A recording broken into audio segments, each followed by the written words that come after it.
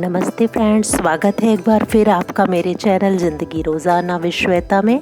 और आ गई है नवरात्रि, तो मैं कर रही हूँ अपने मंदिर को सजाने की तैयारी और नवरात्रि की कुछ खास तैयारियाँ। तो उसके लिए देखिए, मैं मंदिर में अलमारी के लिए कवर बना रही हूँ, अलमारी के पटरों के लिए। तो ले आई हूँ मैं ये गोल्डन येलो कपड़ा और उसके साथ उसकी लाइनिंग लगाने के लिए एक रेड कलर का कपड़ा।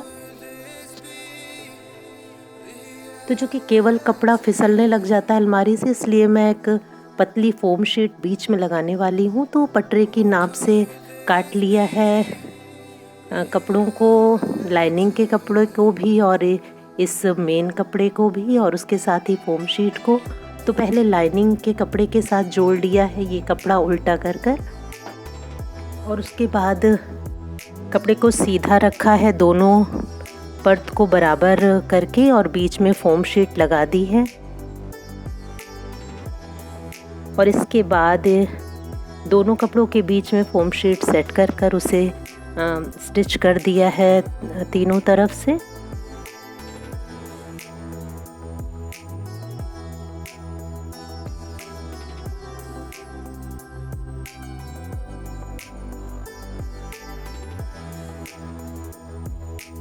तो एक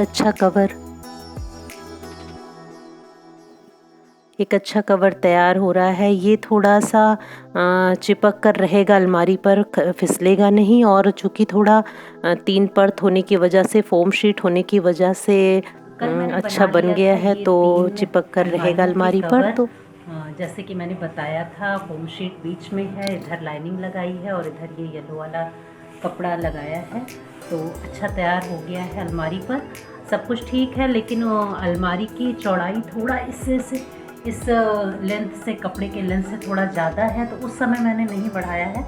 लेकिन अब ये इतना मैंने बना कर रखा है। दोनों तरफ मैं जोड़ दूँगी इस तरह से, तो वो कवर हो जाएगा। और उसी के साथ मैं उस पर बिछाने के लिए आसनी बनानी, ये भी मैंने पहले बनाई हुई है।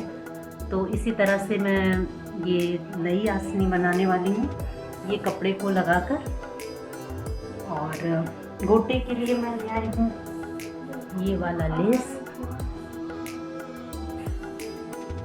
तो अब मैं सिलूंगी ये छोटी वाली आसनी सिंहासन के लिए, और सिंहासन को इस पे रखते हैं और सिंहासन के अंदर ये आसनी। तो छोटी गद्दी बनाने के लिए कपड़ों को बराबर से आसनी रखकर मैंने काट लिया है, फोम शीट और रनिंग का कपड़ा, लाइनिंग का कपड़ा मिलाकर, और इस तरह से 3 तरफ से सिलकर बीच में फोम शीट लगाकर इस तरह से उसको मोड़ते हुए अंदर की तरफ सेट कर लेंगे। और फिर किनारों पर भी सिलाई कर कर मैंने लेस लगा दी है, और एक सुंदर सी सिंहासन में रखने की गद्दी, और सिंहासन इसके ऊपर रखा जाएगा। तो 2 तरह की गद्दियाँ तैयार हो गई हैं, बहुत ही खूबसूरत बनी है। और साथ ही है फलहार में सिंघाड़े को पीसने की तैयारी। तो कूट कर रख लिया है, थोड़ा सा क्रश कर कर इसे मिक्सर में पीसूंगी। और प्रसाद के लिए मेवे काटने थे, तो गरी देखिए थोड़ा सा कड़ी सी हो गई थी, उन्हें पानी में डालकर मैंने थोड़ा सॉफ्ट कर लिया था। और अलमारियाँ ये जो है, इसमें पूजा के सामान रहते हैं, तो ये कर रही हूँ मैं डीप क्लीन। तो कोई भी अलमारी साफ़ करें तो पूरा सामान बाहर निकालें और तभी फिर नए सिरे से रखें साफ़ करके। और इतना देखिए, धूप बत्ती और दिया जलने से धुएं की वजह से काला हो चुका है पूरा, तो इसे भी साफ़ करना है। तो ये अलमारी तो हो गई है सेट, छोटी बड़ी सारी चीज़ें मैंने सेट कर दी हैं। तो ये सब त्यौहार छोटे बड़े जो भी आते हैं हमारे यहाँ, तो उनसे ये सब चीज़ें थोड़ा ढंग से रखनी भी होती हैं, और हर चीज़ कायदे से रखती जाती है। तो कोई भी त्यौहार जो भी हों, छोटे या बड़े, उन्हें पूरे उल्लास के साथ, पूरे उमंग के साथ मनाएं। और अपने बच्चों को भी ये उदाहरण दें इस चीज़ का, कि आने वाले दिनों में बच्चे इन सब त्योहारों को पूरी उमंग के साथ और पूरी रुचि के साथ मनाया करें। तो ये तो देखिए, मैंने इसका कुछ हिस्सा तो पोंछ दिया है, अभी बाकी है क्लीनिंग करना। तो ये देखिए, आसनियाँ तैयार हो गई हैं, और कान्हा जी के लिए मैं नए वस्त्र लेकर आई हूँ। और साथ ही अलमारी पर बिछाने वाली ये कवर जो हैं बहुत ही अच्छे तैयार हो गए हैं। और इन्हें मैं दोनों तरफ से ही बिछा सकती हूँ। और उसके साथ ही ये है अखंड ज्योति का दीपक, जिसे मैंने साफ़ कर लिया है, बहुत एकदम नया सा हो गया है। और मेवे काट कर एक डिब्बे में भर लिए हैं और मिश्री रख ली है प्रसाद के लिए। और उसके साथ ही साथ कुछ पातियाँ सूखी हैं जो तिल के तेल में जलाते हैं। देखिए, तिल का तेल 2 तरह का है, एक तो खाने के लायक भी है और दूसरा केवल दिया बाती के लिए है, तो दोनों ही रखती हूँ मैं। सिंघाड़े का आटा पीस लिया है। और ये है दक्षिणा, जो भी पैसा हम चढ़ाएंगे इस बीच में उसी बॉक्स में मैं रखूँगी। और ये रामदाना है, ये भी फलाहार के लिए बहुत ही अच्छी चीज़ है।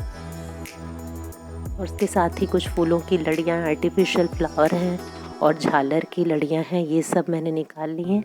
और ये है इलायची, लौंग और कपूर, इसे मैं पाउडर बनाकर इस डिब्बे में रखूँगी। और इस तरह धूप में कटोरी सी बनाकर इसमें मैं पूरे घर में धुआं दूंगी। ये मैं आपको अभी दिखाऊंगी।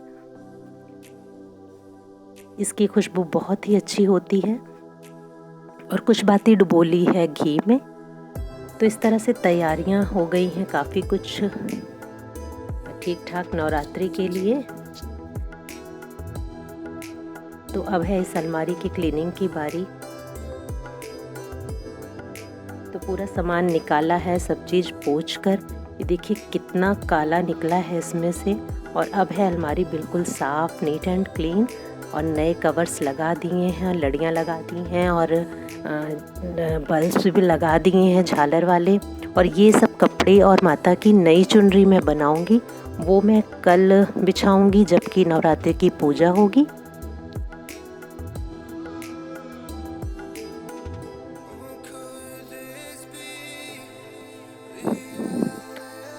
और ये मैंने ग्लास में, कांच के ग्लास में रेड कलर की झालर्स डालकर और ऊपर से आर्टिफिशियल फ्लावर रख दिया है। बहुत ही सुंदर लग रहा है जलाने पर, ये बहुत ही अच्छा लुक आ रहा है पूरा मंदिर का। देखिए इस तरह से मेरा मंदिर सज कर है तैयार।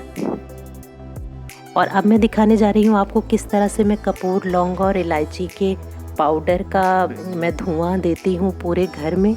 चूँकि आजकल और पिछले साल भी और आजकल भी कोविड का बहुत असर रहा हमारे जीवन पर, तो ये एक बहुत ही अच्छा उपाय है। आप अपने घर में इस तीनों चीज़ के पाउडर का अगर धुआं देते हैं तो आपके घर में एक तो पॉजिटिव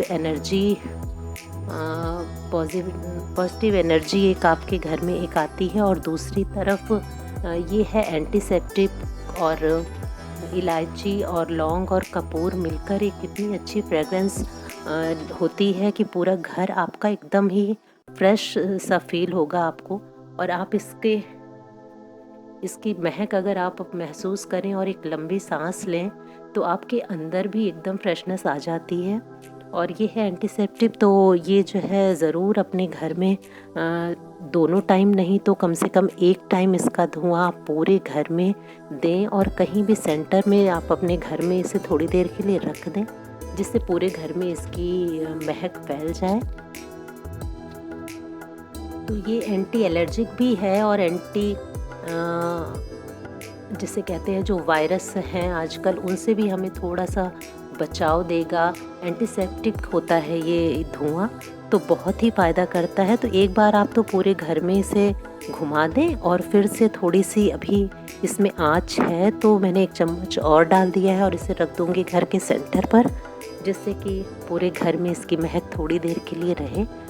तो इस तरह से देखिए मैंने कर ली है नवरात्रि की तैयारी। आपकी तैयारियां कैसी हैं? माँ जगदम्बे की कृपा आप सब पर बनी रहे। मेरे YouTube के जितने भी व्यूअर्स हैं उन वो सब सुखी समृद्ध रहें। तो नमस्कार।